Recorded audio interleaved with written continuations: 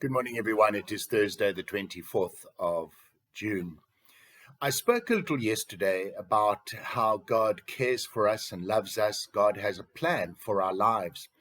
And in our readings this morning from morning prayer, both 1 Samuel 8 and also Acts 6 through to 7, where we read about Stephen, we see this in operation, and I want to focus a little on that reading from Acts, picking up from yesterday, Acts chapter 6, today going into Acts chapter 7.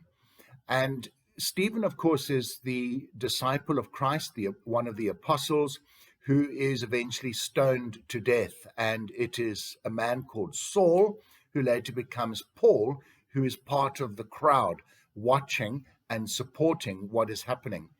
But in his defense, when Stephen stands and speaks to the Jewish authorities, he recounts the history of Israel and again speaks of how God is intimately involved in the lives of his people and how he plans ahead. And I was struck by Stephen's reference to the incredible drought that struck the land and how God had prepared a young man, one of the 12 tribes of Jacob, who had gone into Egypt, being sold as a slave by his own brothers. But all of this part of God's plan to prepare the way so that in this incredible drought, where so many would have suffered and even died, Joseph had gone ahead to prepare a place for his people, for God's people. And for 400 years, they lived there. That was part of God's plan. They didn't stay longer than was necessary. God knew all along. And God then ultimately sends Moses to lead them back into the promised land. And it struck me, what is God's plan for your life? How far ahead in time has God begun to work to take you to the place where he wants you to be? I note that in all of this, it is still our choice whether we obey God or whether we purposefully turn around. Can you imagine if the Jews had decided that they didn't actually want to leave Egypt? And perhaps there were some that did decide to stay. I don't know. But they've been lost to history because that was not the way God wanted it.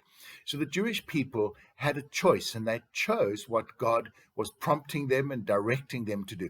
What is God prompting and directing you to do in your life? It is sometimes that still small voice. That is God speaking. The loud clamor of the crowds around you would have you do the wrong thing, just as the loud clamor of the crowds around Stephen caused and called for him to be stoned to death.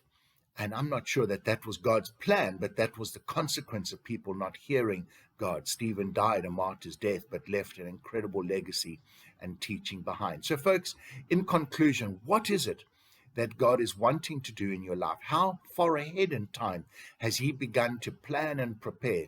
And are you following that? Do you even know what it is that God wants for you? How would you know if you don't pray to God and listen to him and attend church and allow him to speak to you through the sermon and the songs and the readings and the liturgy? What is God calling you to do? What is he preparing? How is he preparing that for your life? Folks, something to think about, and we'll chat again tomorrow. God bless.